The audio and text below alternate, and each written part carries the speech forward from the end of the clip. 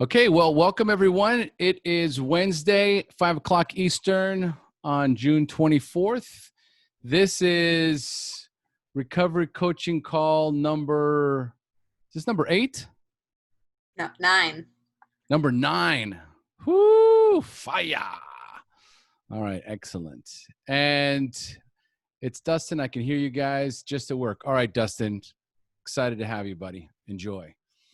All right, so today we're going to, let's see, last week, is there anyone we needed to check in with from last week? I don't see anybody last week we check in with. Polly. We have to check in. Jesus. Wow, okay. I'm glad I can edit these on my podcast. Polly, tell us how your week went. My week went well. Hi, everybody. It went well.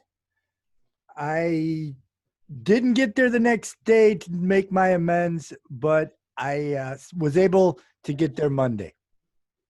I got there Monday, and I took some time went to where my parents rest, because they have passed, and I was able to have a great conversation. Not only making my amends about those things, but a few other things that they didn't know about. And then when I finished up, also my grandparents, one set of my grandparents are there too. So I went through all 4 of them and thanked them for the different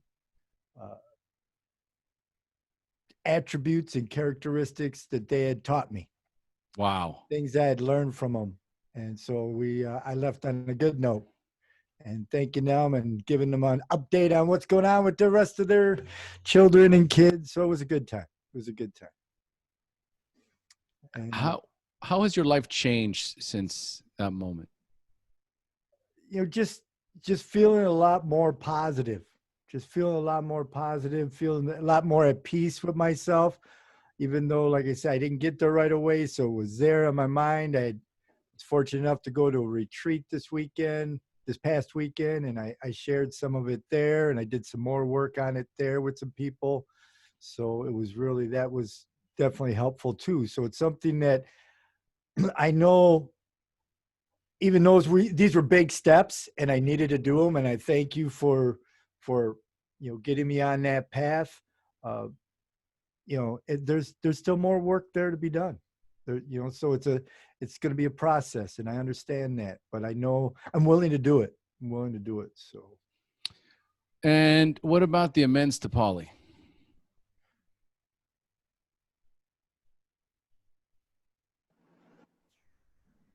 How did I forget that part?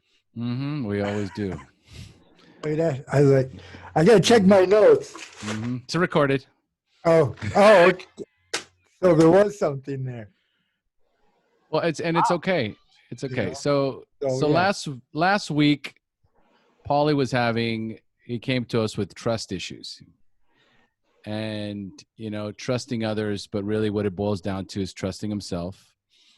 And then ultimately there was an amends that needed to be made to his parents, which ultimately reflects and goes backwards. And there's an amends that needs to be made to Paulie. And really that's where all of this work that we do ultimately allows us to end up where we all do, on ourselves. Making the amends to ourselves, forgiving ourselves, loving ourselves, caring for ourselves, spending time with ourselves. We're always the last on the list. I go, how was that amends for Paulie? Yeah. Right. And so the question always is, where does Paulie fit in on this? Where does Omar fit in? Where do we all fit in on this? Where do I fit in the org chart of my life? What priority do I place on myself? So that is the homework for Paulie. All right. All right, brother. Love you. Thank you. All right. Love you. All right. Thank you. Okay. We're going to kick things off on this call with Cyndy. So Cyndy, tell us what you are. Oh, and by the way, for those of you listening that don't know, how we do things here, there's 3 skill sets that I encourage you to build so that you can coach, so you can have better relationships. One is holding space for others, active listening, activating your internal guidance system, your intuition, and asking open-ended, powerful questions. So that's what we're going to start with. So Cyndy, tell us how we can help you. I'm feeling overwhelmed. I have a lot going on right now. So I'm having surgery on Monday for it's a female thing. It's a prolapse that has to be fixed. And that'll have me down for 8 weeks, not lifting more than 10 pounds and not doing any exercise other than walking. My husband and I are going through a very difficult time and have decided that we're going to go to counseling after I recover from this surgery. So that's sort of hanging over my head because we've made the decision. However, just going to hang there in the middle and,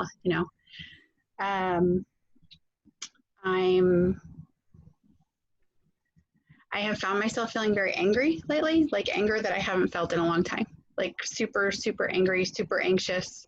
Actually called my doctor today and asked if they could prescribe something to get me through for the next couple of days because I am that freaking anxious. Like I'm not breathing. And that's just like, I haven't felt like this in a long time. And I was in a discussion / argument with my husband on Friday night, and I literally could feel the anger rising from my toes, like all the way up through my chest, just until it came out my mouth in a way that I don't normally, like, I don't do that anymore. Like I pause, right? I know to pause. There was no pausing. And like, I've really been thinking about it a lot, like what was behind that. And I've just like lost my patience. Like, you know, when they're calling to pre-register me for my surgery or whatever, like, it's like everything that isn't going right, like it's just sending me off the deep end over and over and over again. And I don't like feeling this way. I've lost my serenity. And I realized some of that is I don't like it when I don't feel like I'm being heard. Like it pisses me off to 7 levels of outer space. And I don't know. I'm struggling. Not in a way where I feel like I'm gonna drink, but in a way where I called my sponsor yesterday because I said, so I'm looking at the dog Xanax thinking it's a good idea. And obviously it's not. I mean, there is something comical about wanting to take your dog Xanax, but it's not a wise decision, right? And that's something like I've not in my sobriety had an issue with prescription medicines. If I've been prescribed them, I take them and that's it. And that's, you know, but I was starting to obsess over it. And that's why I picked up the phone and I called her and I talked to her for like an hour, and her and I sort of talked about the fact that like, I'm not doing a great job of letting things go and handing them over to my higher power. And I get that, like, I'm really aware of it. And I'm working on it. But at the same time, I feel like I keep like working my way through it and starting to come down a little bit. And it's like, I come down to here and then I'm right back up again. And I can't seem to come down. So I don't feel like I'm being heard. What are you trying to say? I don't feel like I'm being heard. I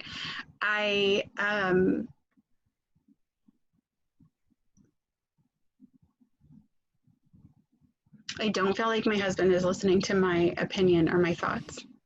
Okay. My husband is not listening to me.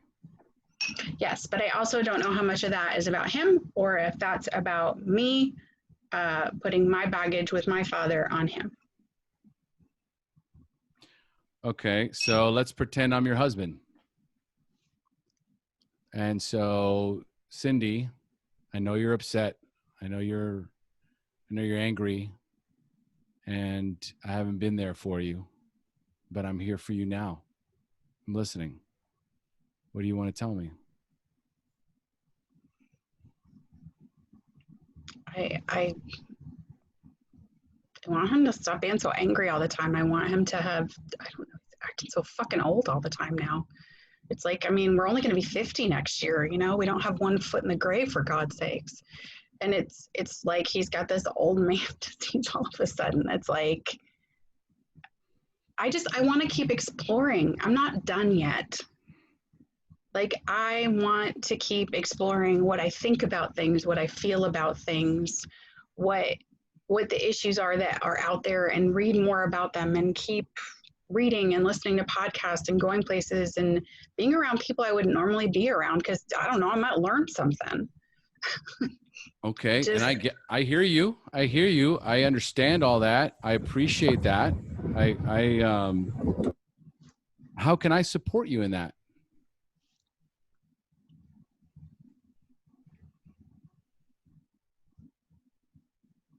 I don't know if you can. Okay. Here's the real issue. How can I support you? We have some, but it's just really, I don't know, it's really odd. It's like, he's super supportive of me for school. Like, I just finished my master's degree. He's super supportive about that. He's supportive of my work. He's supportive of me. But when it comes to political and social issues, we are so far apart from each other that there's not a bit of common ground going on right now. Mm-hmm. And so, like, we went to the beach to Galveston, like a 5-hour drive from where we live. And I was sitting in the car with this, like if you remember a Rolodex, it was like I was flipping through it thinking, what can I bring up that's not going to be an argument? Mm-hmm. Mm-hmm. And I said that to him, and he said, me too. I thought, well, that's great. So he doesn't feel heard and I don't feel heard. So that's why I asked him if he wanted to go to counseling, because I literally was at the point where it's like, either we're going to go to counseling or I'm going to get a lawyer. Like, I'm there. That's where I'm at. And I know that. And we've been together for 14 years. And, we have a child. So I do feel like you owe it to the commitment that you made and to your child to at least try.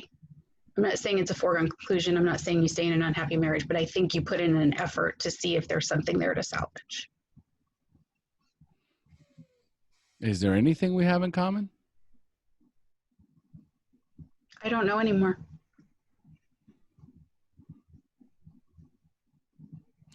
So, I'm going to step out of your husband's role. And I don't know anymore. There's a lot of I don't knows here. Mm-hmm. And I hate his fucking beard. I hate it. Okay. No, that's a goatee. We're talking Duck Dynasty fucking beard. Okay. So, Ollie, yours is smaller than his. And yours is all trimmed. Okay. So, all right. So let's go there. Have you outgrown your husband? Possibly. Okay. Have you? But I don't know. I'm not saying that to be evasive. Like, I literally don't know. Your husband. Okay. So, but what if you did? What if you did outgrow your husband? How would that make you feel?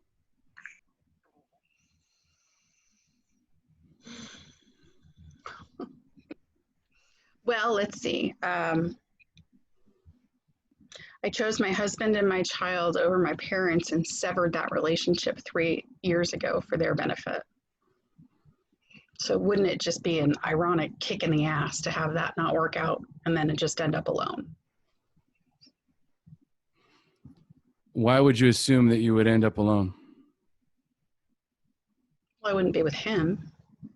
And quite honestly, there is a huge part of me right now that just alone would be okay. I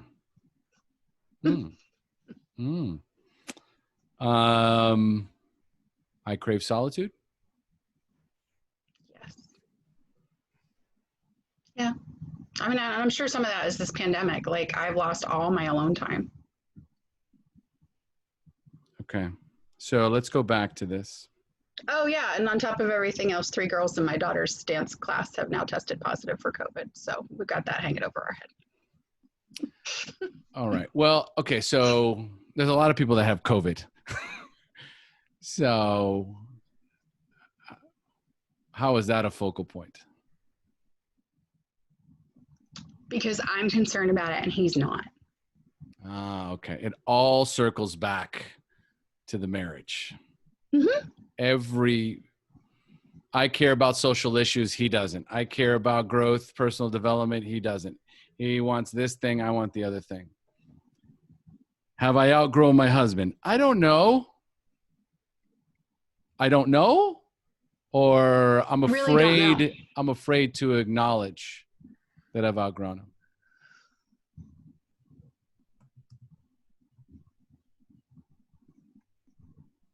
I don't know. Kirsty asked me my honest opinion, and I told her I thought we were done. See, when we say I don't know, it gives us some time. I don't know, because if I know, then a part of me is compelled to take some sort of action. Yeah, but I can't right now. Like I literally cannot. I understand that. I understand that. But when we deny our true nature, our true desires, it creates illness. It creates sickness inside of us. It's a dis-ease. And right now you have a dis-ease. And so I'm going to go with the assumption, and this is just an assumption, and I want to work from that space of creating an assumption that you have outgrown your husband. And so if that is true, then what do you feel the next step could be? I don't know, because I feel guilty. There we go. I feel guilty. And what do you feel guilty about? Because he stood by me while I got sober, and he stood by me while I went through school, and he stood by me through all these things. So what an asshole would I be to be like, hey, thanks for getting me through all that. Now I got to go. Folks, we have landed. The plane has landed. This is everything right here. Every decision, every dis-ease, every sleepless night, every anger fit, every anxious emotion is guilt. What kind of a piece of shit would I be for leaving this man who stood by me through all of this? Yep. Can anybody else relate to this? Anybody else? Anybody else here relate to this? Because we're either on one side or the other, but we relate. And so there is so much guilt in truth. That's how we're hardwired. We're hardwired to feel guilty about our truth because our truth frees us. And what happens when we're free?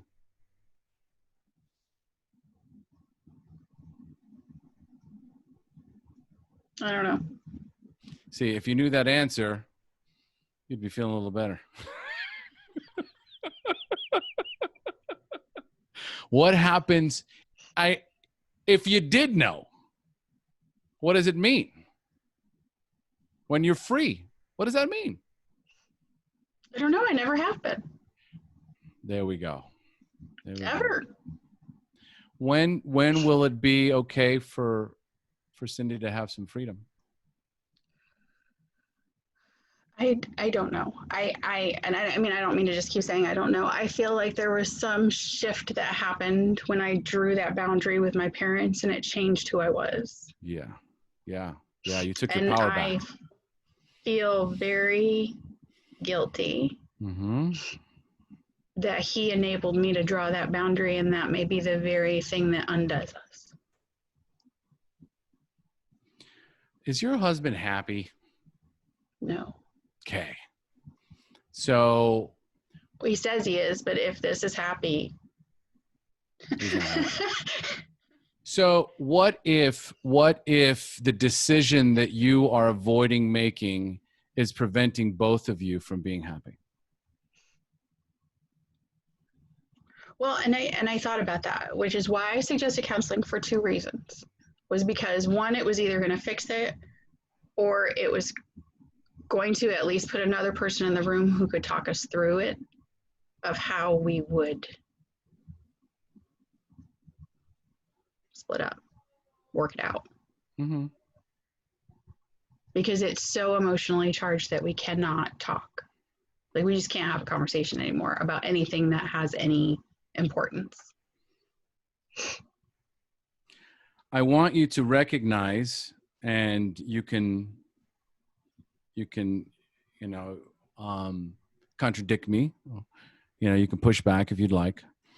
But what I see here is this dis-ease that you are feeling is based on you ignoring your truth.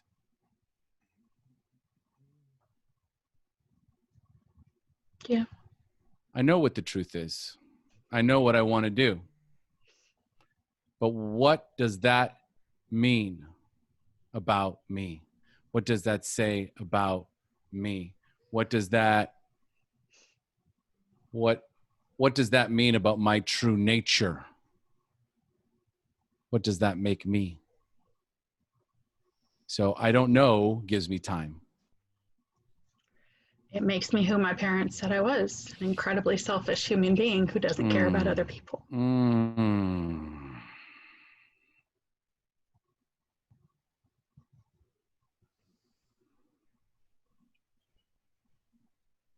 Is that true?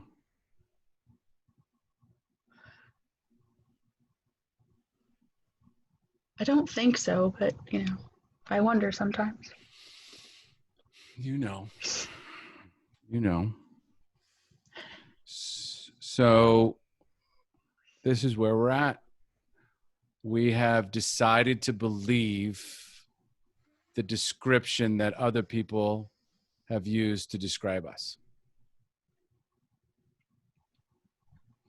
And we have not given ourselves permission to create a new definition for who we are, to define ourselves.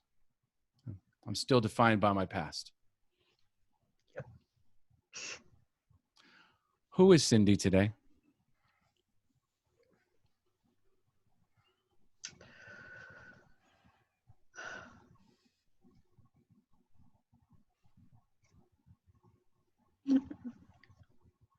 A relatively independent, knowledgeable,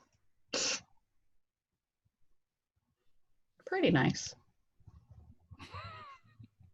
funny, sarcastic, really fucking smart. Not saying that to be cocky, it's just sober. Keep going. Creative, caring.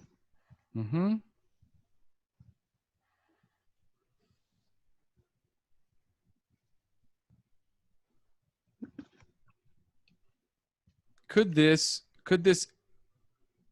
independent, knowledgeable, pretty fucking smart, sober, creative, and caring Cyndy find a loving way to detach from her husband? It's not experience that I have, but perhaps. Loving detachment is not in my skill set. It wasn't something I was taught. Were you taught all this stuff here? This independent, knowledgeable, pretty smart, sober, creative. Were you taught that, or did you learn this on your own? Oh, I learned it. Thank you.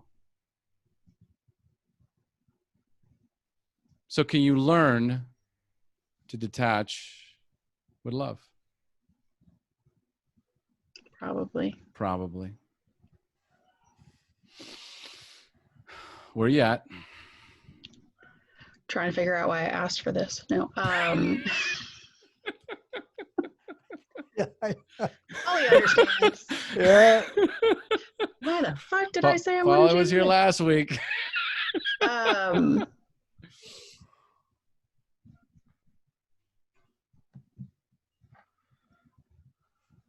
my only concern is that my go-to is withdrawal. That is my go-to safe space. Like that's, so I just feel like I have to, not have to, I feel like I want to make sure that my motivation is true.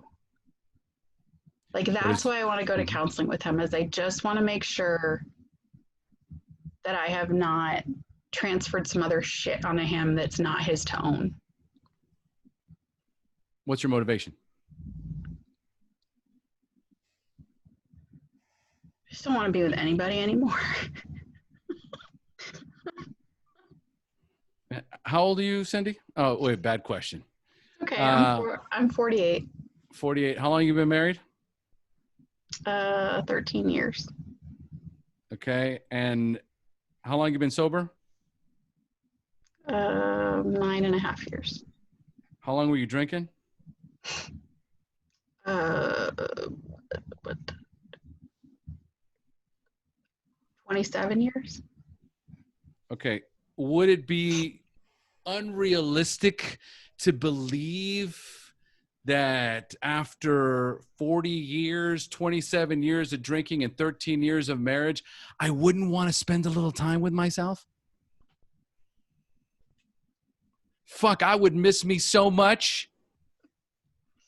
Like, I feel like it's one of those movies where I'm running out and I haven't seen myself in 30 years, right? And I just want to reach out and hug myself. I miss you so much.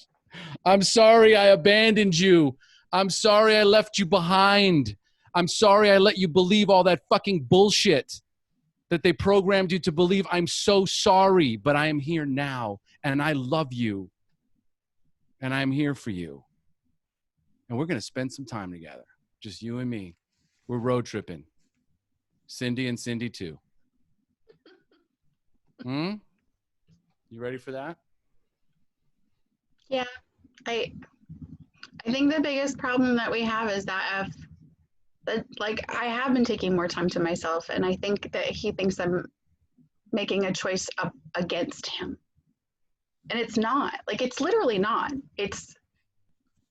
I just need to figure some shit out that's only about me.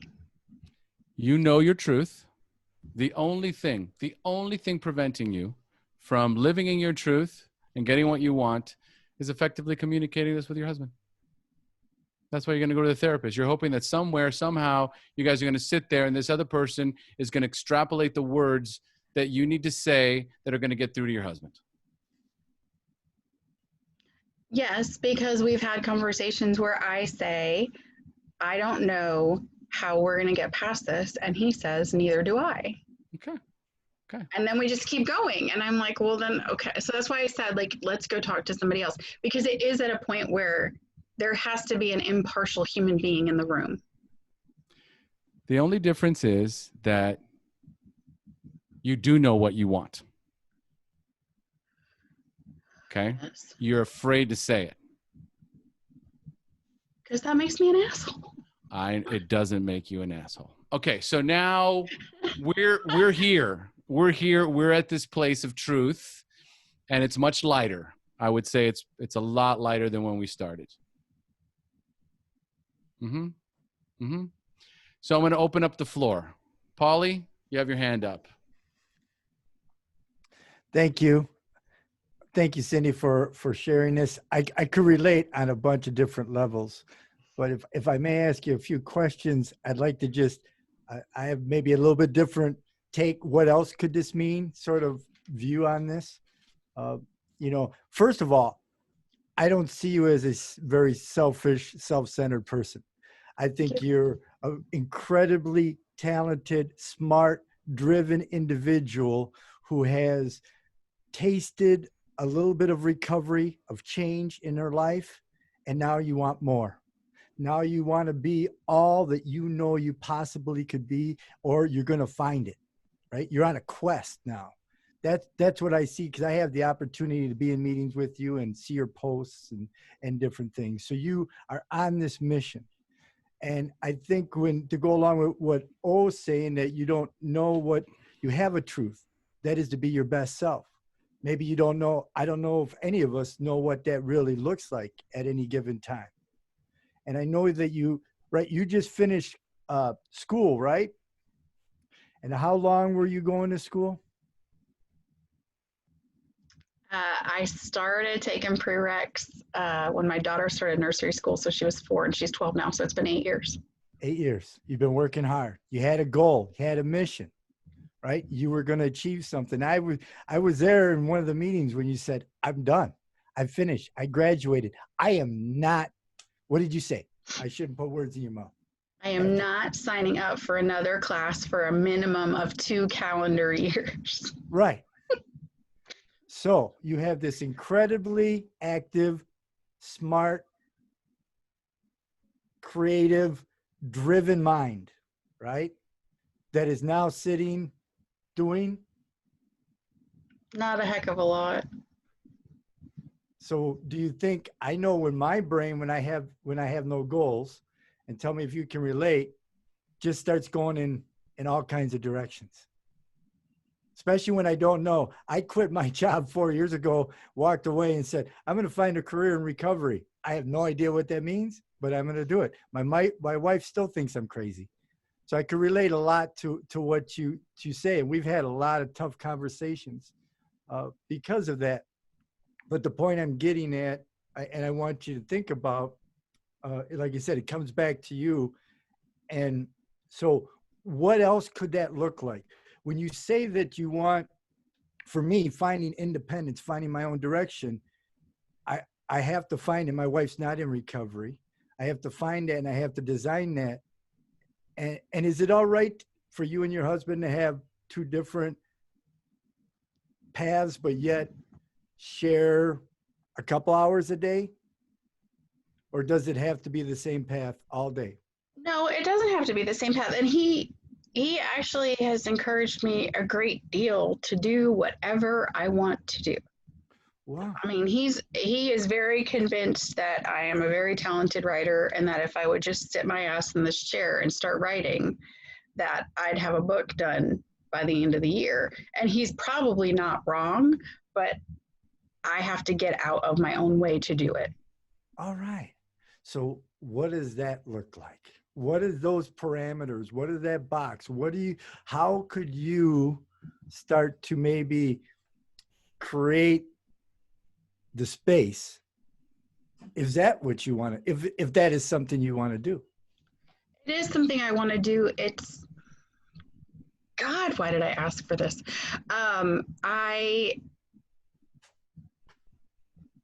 I have a much easier time telling strangers my truth than to tell him my truth, no matter what the topic. Bingo. I'm right with you. Sorry. I inherently don't trust the people closest to me. You're telling my story. You're telling my story. I just don't. Right. So how can maybe we can work on this together? Perhaps. Because we have very similar truths, very similar paths, but I don't know either half the time. I know what makes me happy. And I think do you know what makes you happy during the day when you are happy, your moments of happiness? Yeah, I mean, I really do. Like when I have the time to be creative, whether it's writing or decorating in the house or doing whatever, like I really like that stuff. Like it really floats my boat. But I don't know. Shoot. There's a thought that has popped into my head the last couple of days. It's awful. What is it? It's not awful. It's just, my husband had a heart attack when he was 38 and he survived it. And last year there was a point at which like he just, I don't know, he's being a shithead about going to the doctor or whatever. And I finally said, I'm not going to fight with you anymore. Like, you're a grown up, you can go or not go. So he doesn't go. He doesn't take care of himself.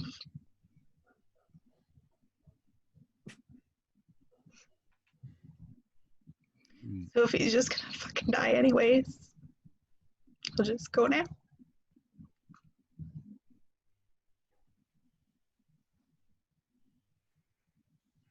You see how painful that is, Cyndy? That's what's so important about sharing that with, you know, the people closest to you right now that you trust. There are some people that you trust and you're closest, and your subconscious is in so much pain. It's in every fiber of your being. You're going into surgery.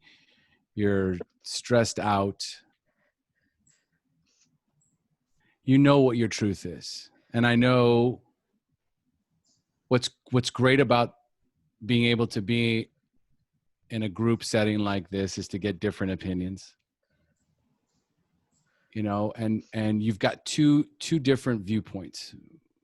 Paulie is save it, save it, save it, and I'm burn it to the fucking ground. It's just, and so the beautiful thing about that is that there's two truths there. There's his truth and there's my truth. And the question is, which truth resonates with you the most? And you don't have to say it right now, right? But it's about permission. It's about me giving myself permission to feel the way that I feel, honoring my truth, and not allowing myself to be yet again distracted, manipulated, coerced into wanting something that I don't want. You know, so you're going to hear different truths, and there's going to be the truth that lands, and it's going to go, that's my truth. That's my truth. And then the only thing that comes up after that is the guilt associated with my truth and not knowing how to take action on my truth. And then ultimately, what does that mean about me when I actually step into my truth? Okay, so people have unmuted. Barbara's got her hands up. Paulie, thank you for jumping in. Sorry, buddy, I cut you off. But Barbara, jump in. Oh, okay. The only thing I wanted to say was this. Pretty much everything you said, I have felt that way at some point in my marriage. And I have found that when I started really talking to my husband and we started having real conversations, and I started really listening to him and he started really listening to me, we didn't need to go to a counselor for that to happen, but we are willing to do that. I was really excited about what he had to say. And it was interesting. And, you know, I think you might be really surprised, you know, whether you decide you want to save your marriage or whether you decide that it's not going to work anymore. Counseling is an amazing thing. And talking is an amazing thing in a marriage. And, you know, I look forward to hearing how that goes for you, you know, one way or the other. And you owe it to yourself to hear each other and get those answers. So I just think it's wonderful that you guys are going to go and do that. And, you know, at the end of the day, you just might get some really good surprises in there too. You know, getting to know someone all over again. I think my situation might be a little different than yours because I'm newly sober, and I think a lot of what was going on in the marriage had to do with me drinking. now I actually know that, you know, that most of it had to do with what was happening when I was drinking. I'm just coming up on about 6 months of sobriety, but that's all I wanted to say. Beautiful. Thank you, Barbara. We did go to counseling when I got sober, because How'd there that was a go? lot of shit to work through then. How did that go? It actually went pretty well. Then heck, you know, I mean, you can't make a big move right now. So in the interim, it seems like the logical next step for some relief. Corey, I see you unmuted yourself. Hey there, Cyndy. Boy, I've been listening to your story, and yeah, I've been married for a long time. Well, 10 years, but you know, we've been together since we were in our early 20s, and you know, the thing about like truth and knowledge and all of that is that once something is known, you can't unknow it. Or once something is seen, it cannot be unseen. So, you know, you probably come to like some conclusions that, you know and you feel. And what I was hearing is that in some of the stuff, it was like, you know, you're into the personal growth and, you know, social issues and stuff like that. And he's just not. And what I was hearing is like, you must have married him for some reason, you know, like the reasons are there. There's just too much like scar tissue and stuff to like see those right now. And what you're kind of saying or pleading probably is like, because I've been there too, is like, just come with me, take my hand, come with me, like on this fucking journey. Like, I don't care. Maybe we'll do yoga. Maybe we'll fucking, you know, whatever, you know, and there's just so much scar tissue there that they just remain rigid, you know, and it's so hard, you know, and marriage is long. And, you know, since you have the surgery and everything coming up, like, obviously, like Omar was saying, like, you can't like make a move or a snap decision, but, you know, it sounds like in your mind, you know some things, you've seen some things, and they cannot be unknown or cannot be unseen. So, you know, I would just tuck those in the back of your mind or in your pocket. I mean, not to use them as ammo, but just as laurels that you can then rest on when things come up. And you kind of go like, well, you know, I know this at least to be true about myself. And without making a judgment on yourself about knowing that truth or knowing that, you know, it's just fine on its own merit to just have that, and whatever you choose to do with it then. But don't, you know, beat yourself up or feel guilty for like having those feelings, you know, even the horrible one that, you know, you said was horrible, that, you know, about his health issue or whatever. I when I heard that, I didn't judge you on that. I thought that was almost where you're so frenzied with this indecision of like, oh my God, am I gonna stay together? Am I gonna go? Like, all this stuff is hitting me and hitting me and hitting me. And then you like remember that happened, that you said that was almost like you saying, well, I won't have to make a decision of will I stay or will I go if this terrible thing happens, you know? And like, it's a thought. It's not like you wished it upon anybody. So I wouldn't, you know, beat yourself up about that, because it's just a thought and it's not an action, you know, it's just that. But anyway, I'm totally rambling and I hope this helps, but one mom to another, like, it's fucking hard. Well done. That was beautiful. Thank you, Corey. And I see somebody else unmuted, but she doesn't have a name. It's just 4516. Yeah, that's me. Hi, what's your name? It's Rosemary. Hi, Rosemary. Did you want to share? Yeah, I would like to share for a minute. Thank you. Please. Boy, I really appreciated her honesty. That was great. I got in a marriage, and kind of the same deal. We ended up having nothing in common. I was very much into recovery, and he really wasn't into anything. And it got where we had absolutely nothing to talk about. We might say 2 words to each other each day, you know? And it just bothered me more and more and more. And I got very, very sick. And anyway, I ended up blaming him for me getting sick to his face. And he ended up divorcing me.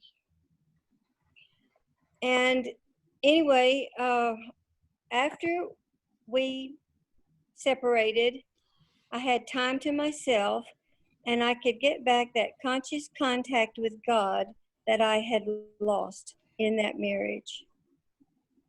And I saw that that was the most important thing for me, was to be able to get that peace of mind and get that God back in my life. Because when we were married, I was just focusing on his defects all the time. It drove me crazy.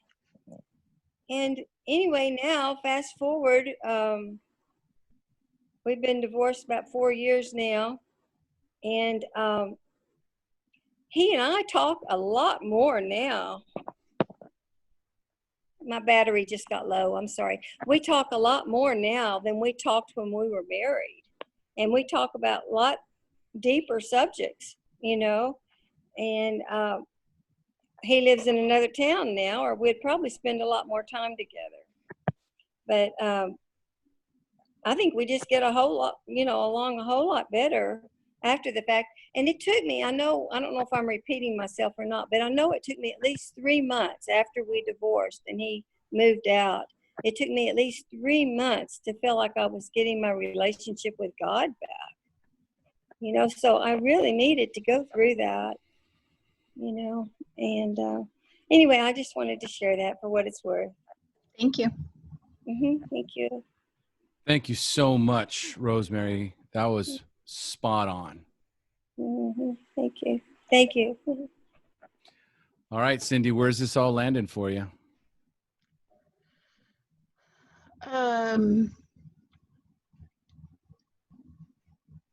Well, I just want to clarify something. I wasn't saying that if he died, I wouldn't have to leave him. I was super traumatized by his heart attack, and if he's not going to take care of himself, I don't want to be around for what happens.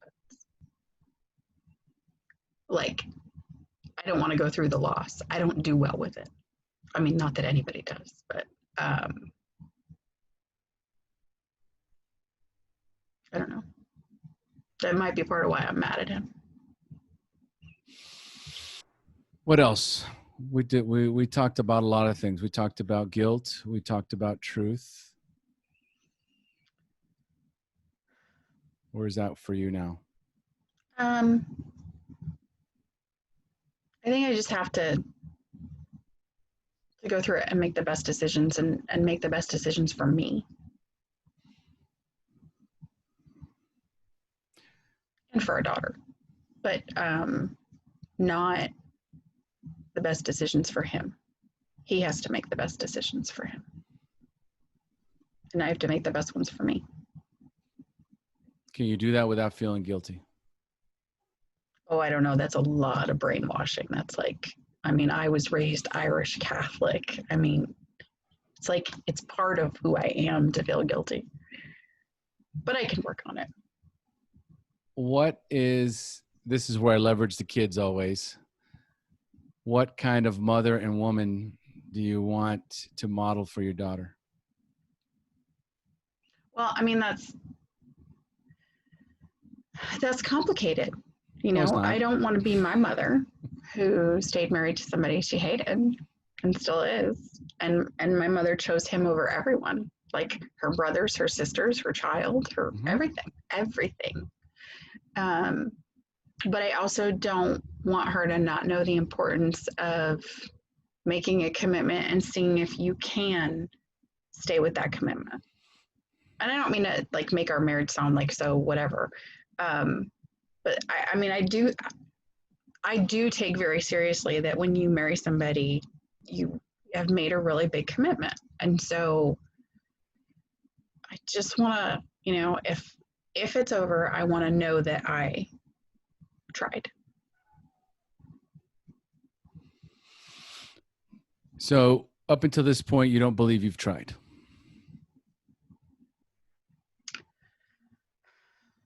I think we had a good year and a half where he was working so much and I was so busy with school that we didn't connect at all. Mm-hmm. Like at all. Mm-hmm. I mean, if we spent a couple of hours a week together, that was a lot. Like he has been working 100 hours a week up until COVID. And I mean, me with school and work and our daughter and so I think we really grew apart. And I don't know if it's possible to kind of come back together and what that looks like or not. I just don't know. Like, and when I say I don't know about that, it's because like that's a two to tango kind of thing. I can be willing to make the effort. I need to know if he is. And that's one of the reasons I asked him if he wanted to go to counseling, because if his answer was no, I knew my answer. Right? If he said no, then I was like, well, okay, like. So if this was, let's pretend that we're all living in a matrix and that every life experience is here for us to teach us, and you actually picked this scenario for yourself. What would you say is the lesson that you needed to learn, and the lesson that you are going to teach moving forward?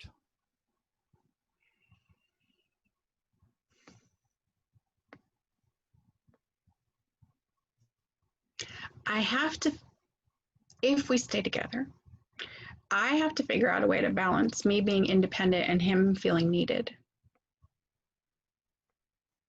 And that's really hard for me. I'm kind of an either or kind of person. And so while he was working so much and I was doing whatever, I just got used to not relying on him. And so he feels like I don't need him. I mean, he has said that. And that's not an invalid point. I mean, like to the point that I'll like, so he knows I'm really stressed out right now and he knows I'm really worried about the surgery and did my daughter get exposed to COVID? And if she did, have I now? And like I get tested Friday automatically as part of pre-op now, right? And so like he called me today and he was like, is there anything that you need me to do for you today? I mean, and it was the most conciliatory tone I've heard out of him in days, because he is a person who like he shines when he's needed. Like that's his thing. And I've just been like, I don't need you. Well, that's not very nice, is it? Shit. So. Wow, we just got some beautiful insight there. A little bit more, just a little bit more. Didn't quite put that one together. Okay. It's beautiful when we can take personal responsibility. Yeah, because he was like, is there, do you need me to stop and get anything? Do you need me, is your prescription going to be ready? Whatever. Because I mean, honestly, in nearly a decade of sobriety, I have never requested anti-anxiety medication. And I am just. So there is a part of you, and I know where that anti-anxiety medicine is coming from. So I'm the most comfortable in the chaos. And when someone that is close to me and that I love asks me for help, I immediately think they're working an angle. Yeah, because that's what I grew up with. So that's danger. That's danger. That's the limiting belief. That's the core issue, is if I trust the people closest to me, I will get hurt. Mm-hmm. Or they'll use it against me later. Or they'll use it against me. Is that true about your husband? No.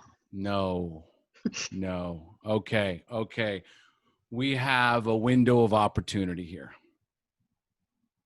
What is that window of opportunity? Well, I sort of need him a whole lot for the next 8 weeks. Now we're talking. Now we're talking. Okay. Complete shift. Okay. Okay. And guess what he's going to love? Being needed. Yes. Yes. We just found some common ground. What do I need to let go of? Control. What else? The belief that he's going to use it to hurt me later. There we go. There we go. What's the new belief?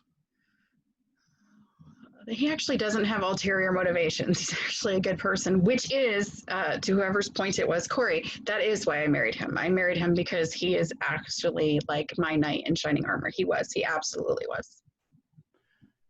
I'll tell you what. Absolutely. He's a good man. He's just pissing me off a lot lately. Why don't you... He's not. Your spider senses keep tingling. And you're launching assault missiles. Why don't you just ask him, pretty please, to go shave the fucking beard? Okay? Just go, if you really love me, be manipulative. If you really love me, you'll shave that fucking beard. Okay? Or make it look like O's. Very tight, super suave, very sexy. And see how that changes. I think there's a part of him that holds on to that beard because that's what he's got. This is all I got left, man. This is all I got left. She's taken every fucking else thing from me. The only thing she hasn't taken away from me is this beard. Yeah. If you can get him to do that, you'll know you've won him. You've won him over.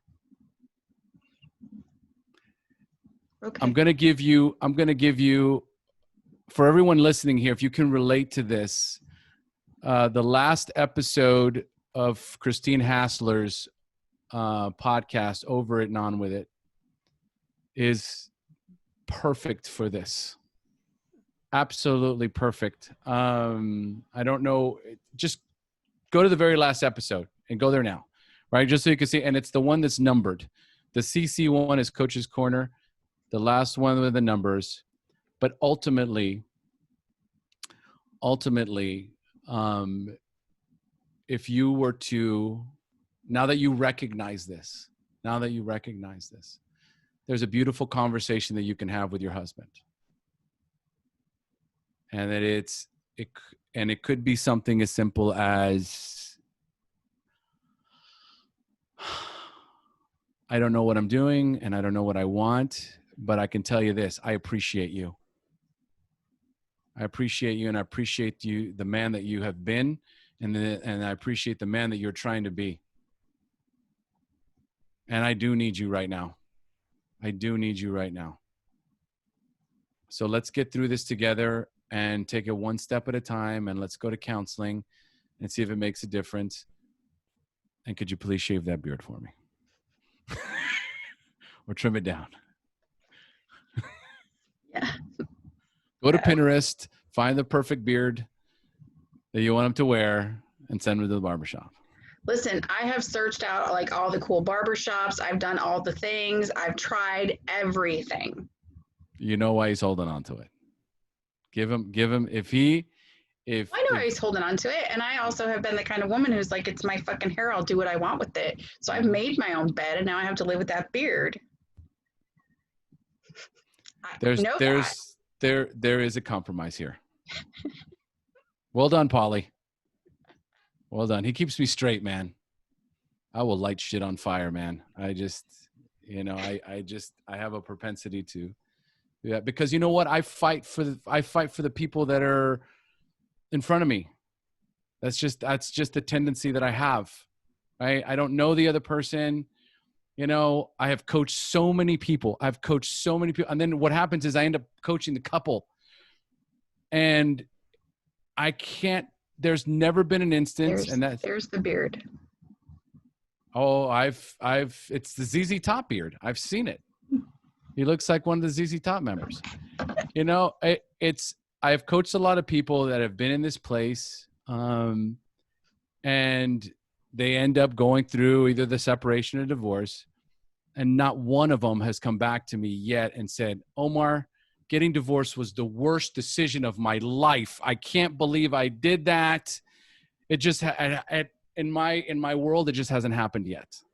I'm sure at some point it might happen, but sometimes we just reach this point where we're so lost in it. We can't see the forest for the trees, and we really need space to figure it out. And who's to say that a year from now you guys don't find your way back to each other? There's nothing. There's nothing that's linear. People relapse all the time, and it's like, oh my God, he relapsed. So fucking what? If you're still breathing, there's hope. Period. End of story. I don't care what you do. It doesn't matter. Nothing's linear. Things start, they stop, they break, they fix, they grow, they evolve, they change. Nothing. The only thing that's constant is change. And there's nothing to say that once you have that space for clarity and work independently of the toxicity that's around you, that's caused by you as well, right? But it's going to be gone just the same, right? That I'm going to champion for you. I'm always, that's who I am. I champion for the people I love. They come first.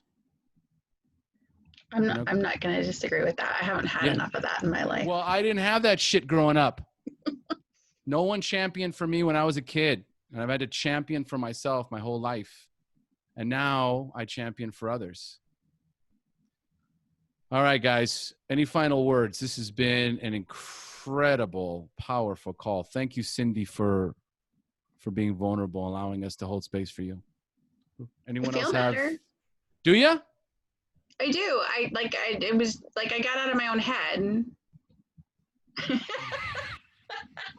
I do. I mean, I just, when you're thinking about something and you can't. Oh, yeah. And you just keep. I'm sure no one else on this call ever does that, right? It's just me. Okay. No, I think. Okay, so no final words? We're good. Cyndy, I love you. Love you too. Thank you. Everybody, big round of applause for Cyndy, Thank for the you. people that participated, for those of you that joined us and listened and sent your love and your energy. I love you all, and we'll see you next week.